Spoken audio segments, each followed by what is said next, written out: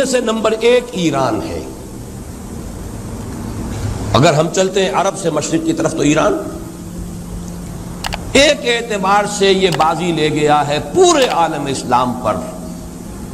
ان کے مذہبی عقائد، ان کی فقہ سے ہمیں جو اختلاف ہے وہ ہے اپنی جگہ پر ہے. آپ کو معلوم ہے میرے بارے میں کسی کو اشتباہ نہیں ہو سکتا اس اعتبار سے. میری جس درجے دشمنی رکھی گئی ہے، جس طرح میرے سر کا جو ہے مطالبہ ہوتا تھا، 2 ہی آدمی تھے پاکستان میں کہ جن کے سر مانگے گئے. ایک کراچی کے وہ شاہ بلیغ الدین صاحب اور ایک نے. تو اس حوالے سے وہ اپنی جگہ پر اختلاف ہے، لیکن اس حقیقت کا اعتراف کیے بغیر نہیں رہا جا سکتا. پورے عالم اسلام میں یہ واحد مسلمان ملک ہے جس نے بہرحال اپنی شریعت، اپنے عقائد کے مطابق ایک مذہبی انقلاب برپا کیا ہے.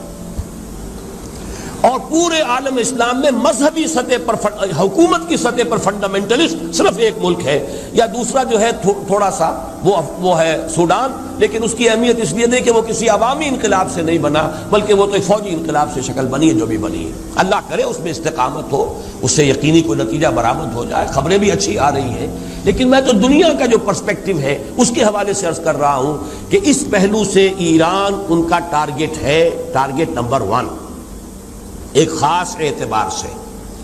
ٹارگٹ نمبر 1 ایک دوسرے اعتبار سے ہم ہیں، وہ میں بعد میں عرض کروں گا. چونکہ حکومت کی سطح پر فنڈامنٹلزم ہے اور وہ آیا ہے ایک عوامی انقلاب کے نتیجے میں، پھر ان کے پاس تیل کی دولت ہے. اس کے خلاف اکنامک سینکشنز بھی ہو جائیں تو اگر لیبیا کھڑا ہو سکتا ہے تو بہرحال وہ بھی کھڑا ہو سکتا ہے. اور نقشہ وہ دنیا کو دکھا چکا ہے کہ لڑا دے ممولے کو شہباز.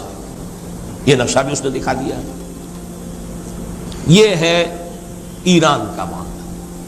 نمبر 2 پاکستان. پاکستان 400 برس کی تجدیدی مساعی کا امین ہے، امانت دار ہے.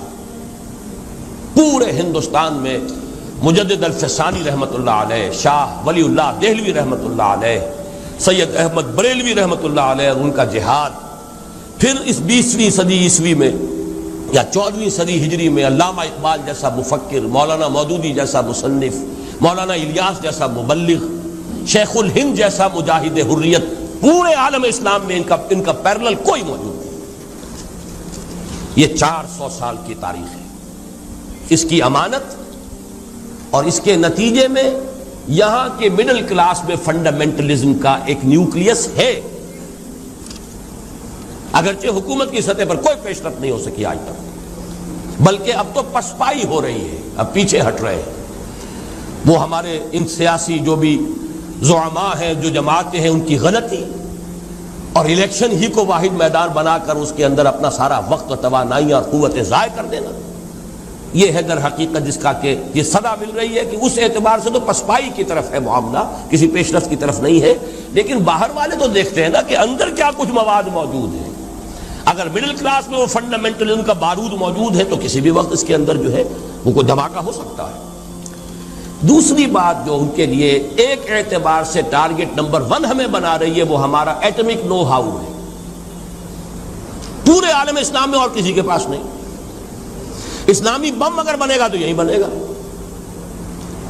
یہ ہے مختلف اسباب جس کے بنا پر ایران اور پاکستان کو آپ بریکٹ کر لیجئے. یہ اس نیو ورلڈ آرڈر یا آج کی میری گفتگو کے حوالے سے یہودی اور عیسائی گٹھ جوڑ کا جو ٹارگٹ نمبر 1 ہے، ایک اعتبار سے ایران ہے، ایک اعتبار سے پاکستان.